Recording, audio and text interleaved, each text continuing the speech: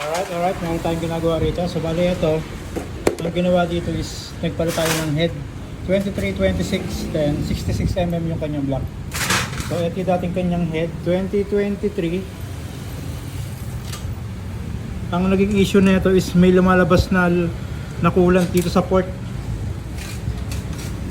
Parang na overport yata.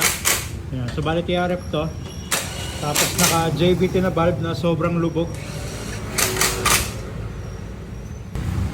Pag umaandar yung makina, nagkakaroon ng kulang sa loob, binubaga dun sa tambucho. So hindi ko na gagamitin to. So sabi ko kay boss, palitan na lang natin ang head. Then ito nga pinalit natin 2326. Then lahat ng mga piyesa dyan nilipat natin, pero lang sa rocker arm kasi may sariling rocker arm yan. So kumpletuhin lang to, then paandarin na rin natin. Then kakapit natin yung ECU. Sa ECU nya is RC Mini X Lite. Oh, it's alive. Ayun yan, no? Yeah. May 36mm sa kanyang throttle body. Then 2326 sa tawag dito sa head, then 66mm KSMT,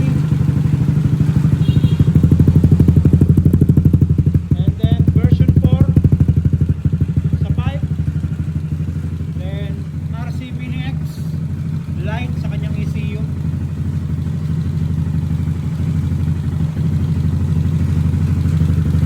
Kaya so bali totono ko na lang to, konti na lang yan, rev natin ng konti. Yun, no? It's responsible. Alright.